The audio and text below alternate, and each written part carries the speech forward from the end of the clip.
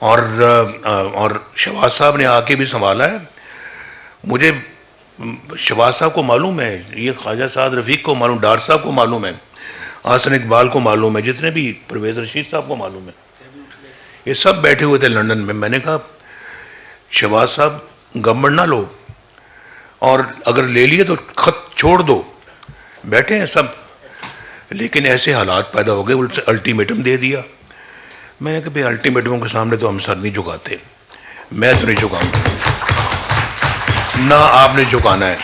شہباز صاحب کی تقریر تیار تھی, رات کو انہوں نے سٹیپ ڈاؤن کرنا تھا, اور بالکل تیار, 4 گھنٹے رہ گئے تھے, الٹیمیٹم آ گیا. میں نے خود کہا ان کو اب نہیں چھوڑنا آپ نے, اب رہیں آپ, مقابلہ کریں. تو ملک ویسے ڈیفالٹ کی سچویشن پہ آ گیا. تو میں نے کہا کچھ بھی ہو اب ہم اپنا جو ہے نا وہ نہیں کریں گے, اب اس کو پہلے الٹیمیٹم کی قیمت کا پتہ لگ جائے, اس کے بعد پھر ہم اپنا اگلا کام کریں گے.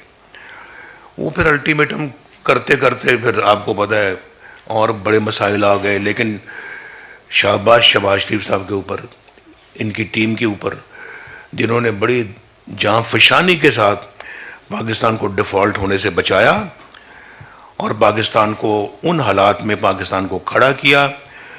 لیکن اس کی پرائس ہے جو ہم نے پے کی ہے پرائس, اور میں وہ ہمارا پولیٹیکل کیپٹل برن کیا اپنا, ہم نے اپنے ہاتھوں سے اس کو جلایا. لیکن ملک کے لیے اپنے لیے نہیں. ہمیں پتا تھا یہ مسائل آئیں گے, آئے ہیں مسائل وہ, لیکن یہ ملک کا معاملہ تھا, ہمیں کرنا پڑا اور ہم نے کیا. اور آئندہ بھی خدا نہ خواستہ اللہ نہ کرے کوئی ایسا وقت آیا تو پھر بھی کریں گے. یہ جیلیں ویلیں جلا وطنیاں کاٹنے کے باوجود کریں گے, ملک کے لیے کریں گے, کھڑے رہیں گے ملک کے لیے. میں بالکل آپ کو سچ کہہ رہا ہوں, دل کی بات کر رہا ہوں. اور پھر دیکھیں آپ نے اس ملک کے اندر بنایا کس نے, کیا ہے, کوئی آج پوچھے تو صحیح بابا, آپ پوچھیں. بڑی حکومتیں آئی ہیں, اس کی بھی حکومت آئی ہے, میں تو چلیں ابھی پچھلی حکومتوں کو آپ بعد میں پوچھ لینا. اس کو آج پوچھیں کہ تم نے اپنے 4 سالوں میں کیا کیا ہے. ایک منصوبہ بتا دو یار, ایک منصوبہ, اس پہ انگلی رکھو, یہ ہمارا منصوبہ ہے. کیا منصوبہ؟ آپ نے مہنگائی کر کے غریب کی کمر توڑ دی, بجلی آپ نے مہنگی کر دی. میرے زمانے میں تو کوئی مہنگائی نہیں تھی, جب 2017 میں کوئی مہنگائی نہیں تھی. مہنگائی بعد میں ہوئی ہے, ان کے 4 سالوں میں ہوئی ہے. یہ سب کو سمجھنا چاہیے, اس بات کو سمجھنا چاہیے. میں کل کسانوں کو بھی کہہ رہا تھا, میں نے کہا میرے زمانے میں جو 2,500 روپے تھی اپنا کھاد, یہ 1,400 روپے کھاد تھی, 2,500 روپے ڈی اے پی تھی, اور ٹریکٹر 9 لاکھ روپے کا تھا, 9 لاکھ روپے کا. آج 38 لاکھ روپے کا ہے. پہلے تو آپ چھوٹی سزوکی گاڑی بھی خرید لیتے تھے, ہونڈا بھی خرید لیتے تھے, یہ ٹویوٹا بھی خرید لیتے تھے. آج کتنے لوگ خرید سکتے ہیں آج ہونڈا اور یہ ٹویوٹا اور دوسری گاڑیاں؟ کوئی, بڑے کم رہ گئے ہیں. جو میرے زمانے میں 20-20 لاکھ روپے کی جو گاڑیاں تھیں آج 1-1 کروڑ کے قریب پہنچ گئی ہیں. غریب آدمی, میں دیکھ رہا ہوتا ہوں کئی بیچارے موٹر سائیکل پہ جا رہے ہوتے ہیں, آگے بھی ایک بچہ بیٹھا ہوتا ہے, بندہ گاڑی موٹر سائیکل چلا رہا ہوتا ہے, اس کے بعد اس کے پیچھے اس کی بیگم ہوتی ہے, بیگم کے پیچھے 2 بچے بیٹھے ہوتے ہیں, بیچ میں ایک آدھ اور بھی ہوتا ہے. بھائی لوگ کہتے ہیں یہ کیا, کئی لوگ کہتے ہیں انہوں نے کیا پورا خاندان بٹھایا ہوا ہے, کیا ضرورت ہے ان کو ایسا کرنے کی. بھائی مجبوری بھی ہے, وہ بیچارے انہیں کہیں جانا ہوتا تو رکشہ مہنگا ہے, ٹیکسی مہنگی ہے, دوسری سواریاں مہنگی ہیں, تو وہ نہیں پے کر سکتے. کسی سے ضروری جانا پڑتا ہے تو بچوں کو ساتھ, چھوٹے بچے تو ساتھ لے کر جانا پڑتا ہے, اور کوئی سواری نہیں ہے.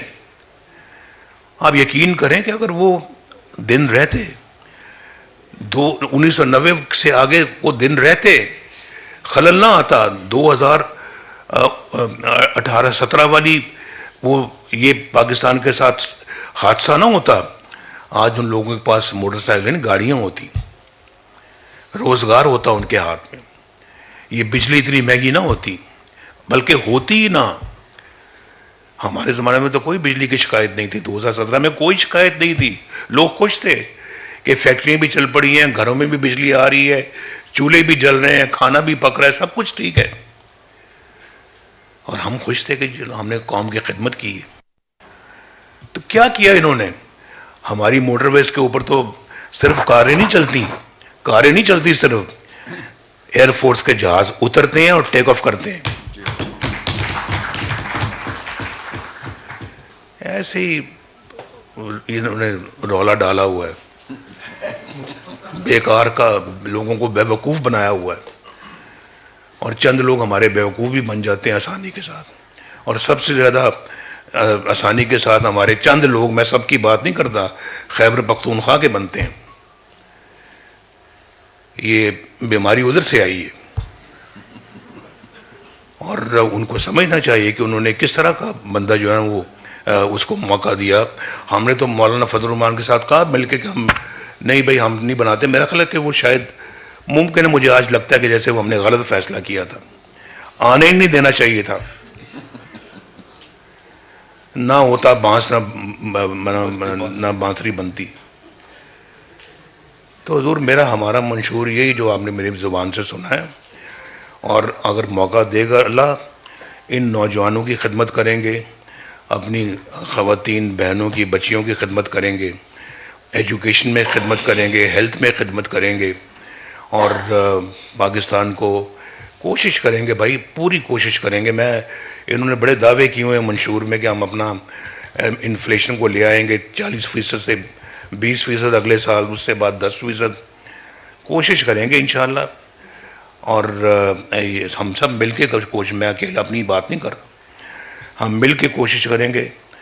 یہ بھائی ماشاءاللہ میرا بڑا اچھا بھائی، اس نے ہمیشہ بہت عمدہ کام کیے ہیں، اور